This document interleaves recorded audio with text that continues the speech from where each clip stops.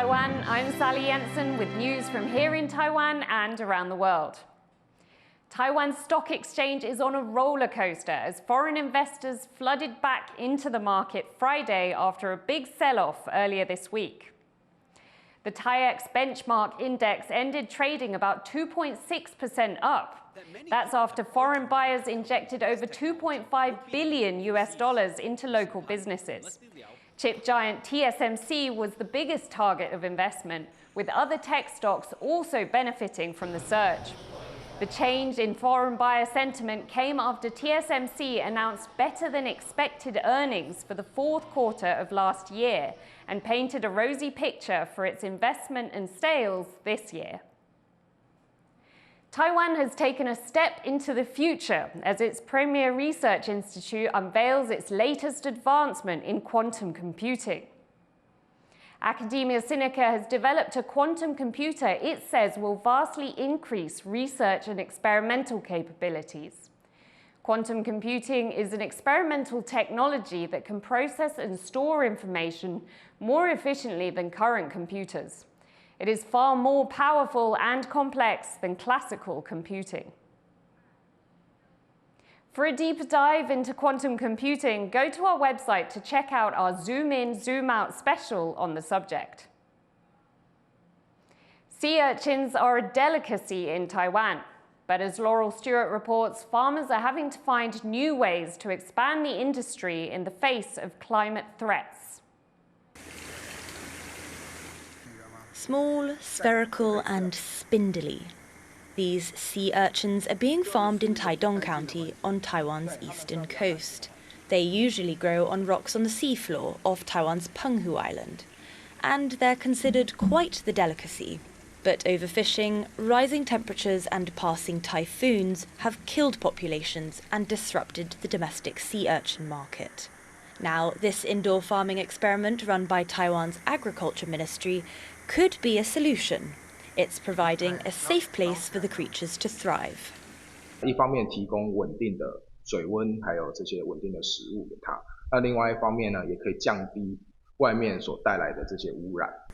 One basket here can grow about 10 sea urchins. They cling to the gaps in the basket and can safely feed on seaweed.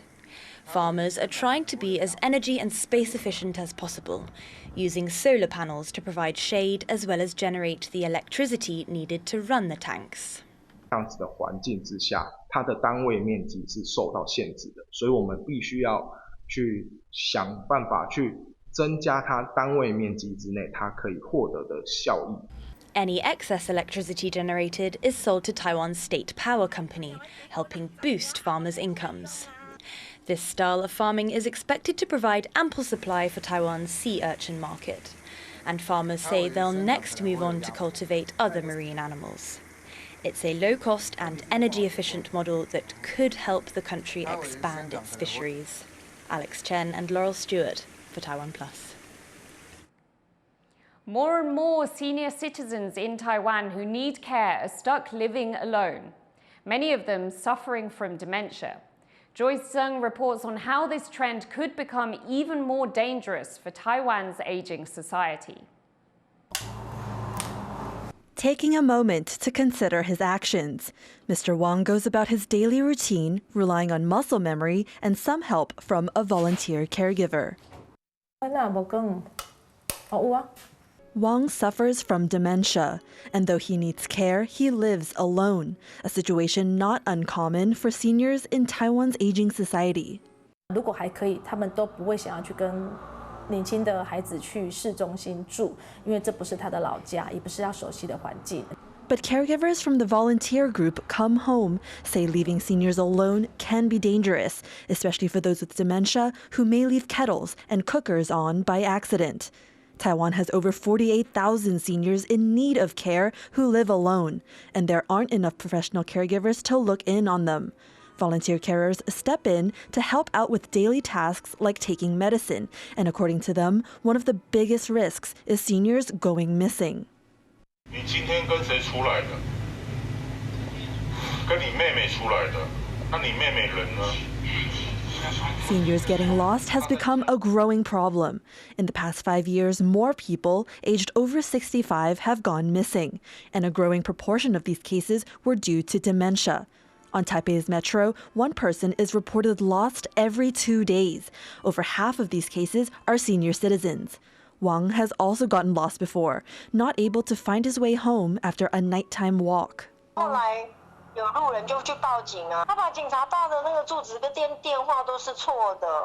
In the end, it was this bracelet with Wang's emergency contact that helped him get home, a potentially life-saving accessory that families are now being urged to get.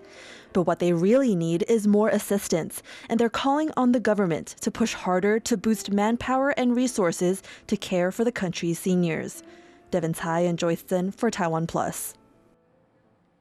Ahead of Lunar New Year, elderly people from all over Taiwan have gathered for a special feast just for them. Tiffany Wong reports. New Year, new friends.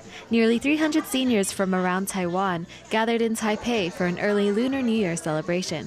我们老了，没有什么那个活动嘛，看看走一走看看，看看这个外面怎么样。因为我们在乡下，一来这边看到这个大都市里，看这个市面，很高兴啊。我们这个有这个活动，我才有上来，因为脚不方便。 Many of the people here have some situation that may make it difficult for them to socialize regularly. They might be from remote areas or low-income households. Some experience cognitive issues related to age. But charity group the Federation for the Welfare of the Elderly says that shouldn't stop them from keeping holiday traditions alive, especially the tradition of coming together. 围炉是一个年节的关心，第二个就是不管他独居，不管他失智会走失，不管他是没有家属，甚至是有家属都不在身边，自己被关在5层楼的公寓，他依然是要被我们关心的。 As Taiwan becomes a super-age society, many older people find themselves navigating life alone. But events like this remind them that there are still people who care, preserving the spirit of the family holiday. Justin Wu and Tiffany Wong for TaiwanPlus. In celebration of the harvest, revelers in India's Tamil Nadu are grabbing the bull by the hump. Bryn Thomas has the story. The real struggle in this ring is one you can't see. People in India's Tamil Nadu state are marking the mid-January harvest with bull wrangling. Called Jallikattu, participants try to hold on to the hump of raging bulls as long as they can. It's an ancient tradition that's locking horns with modern ideas of animal welfare. These events sometimes result in the deaths of both participants and animals alike. India's Supreme Court has banned it in the past, but in 2017, protests succeeded in reversing the decision. Now, the yearly spectacle draws audiences from around the southern Indian state. This is the first time we are seeing it, but we have been seeing it for in the news and all. Jallikattu is one of the most pioneer of the Tamil culture, Tamil Nadu's culture. So we came here to visualize that today. They're watching a tradition that's been practiced for over 2 millennia. It takes place on Pongal, an annual harvest celebration associated with the Hindu sun god Surya. Each year, bulls are brought in from the surrounding area, with the winning animals later used to breed the next generation of competitors. இங்கிருந்து பார்த்தீங்கன்னா சுற்றி இருக்க ஏறத்தாழ ஒரு 100-150 கிராமத்திலிருந்து பல மாடுகள் வரும். நாளைக்கு வந்து ஒரு 1000க்கு மேற்பட்ட மாடுகள் வந்து அவிழ்த்து விடுவதற்கான டோக்கன் வழங்கப்பட்டிருக்கு. While some people are still grappling with the question of whether there's a place for Jallikattu in the modern world, many here are just content to wrestle with the bulls. Eason Chen and Bryn Thomas for TaiwanPlus. A rare species of endangered fish is being bred by a facility in Tasmania. Our reporter Sandy Chi has the story. An odd-looking fellow crawling around on its fence. This is the endangered Tasmanian red handfish, a species at threat of extinction. There are only about 100 of them left in the wild. And to help save the species from dying out, many of them have been housed at breeding facilities in Tasmania to protect them from summer heat waves. But it's not an easy fish to breed. So the birth of 21 of them here at the Institute for Marine and Antarctic Studies is a big success. It's a major event for us, so that's only the second time that we've been able to breed this species in captivity. These baby fish are only 8 millimeters long and still growing. They'll stay at the facility for 2 years to mature and then be released into the wild. During this time, they'll be taught how to survive in the outside world. It's really about trying to make them street smart, so starting with kind of simple increases in habitat complexity and increasing that, and then adding other species that they're likely to come across in the wild as well. The fish can only be found in 2 places around Tasmania, but its habitats there are also threatened. It's largely driven by overabundant native sea urchins that are just overgrazing the seaweed that the red handfish need to survive in.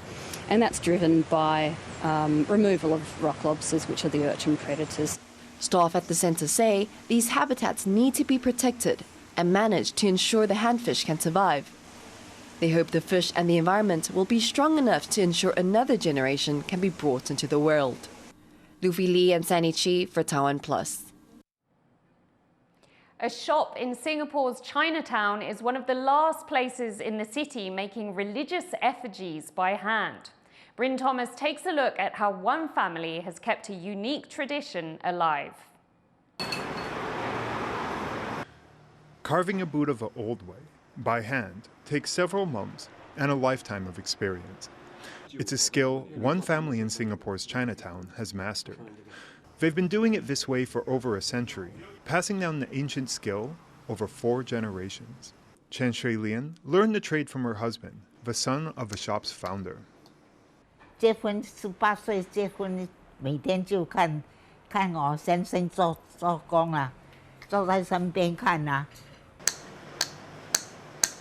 Shui-Lian has stepped away from the lathe and the chisel and now helps with small tasks around the shop. At 92, she's already passed on what she knows to her son. 以后就传给他去做咯，一代一代传下去咯。 Singapore's ethnic Chinese community observe a mix of religious traditions. Serene Buddhist effigies are often found alongside snarling martial statues from Chinese folk religions.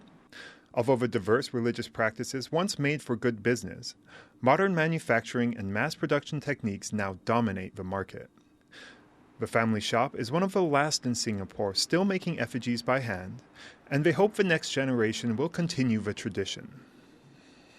希望是这样啦，可以他如果有兴趣就他也是有兴趣就可以这样做了，哦，不能勉强这样了哈，The Buddha shop has survived a dying industry to become a bastion of local heritage. The shop's reputation and ability to repair heirloom statues has created a new market. The statues that we receive and which we work on, I know that they're very important pieces in the lives of our customers because maybe they went through illnesses or maybe retrenchment or bad patches in their lives, and throughout that time, these effigies were the ones that gave them the hope and the encouragement to move on. They are both? While seeing to the needs of Singapore's faithful, the shop owners also have an eye on the future. They offer handicraft classes to make sure the skills spread into the community and don't just remain in the family. I do hope that we can find a system and a structure to make sure that this shop can carry on for another 100 years. I don't think we want to have that key person risk where we depend on the next generation, someone developing their innate interests, and just like I did. By both serving and educating the community, the Sei Tian Yun Buddha shop is laying the foundation for another 4 generations and another 100 years. Howard Chang and Bryn Thomas for TaiwanPlus. Thank you for watching What's Up Taiwan. Finally, we leave you with images of Taiwan's annual Lantern Festival, kicking off with the illumination of a massive dragon in Pingdong County. I'm Sally Jensen. Take care and see you next time.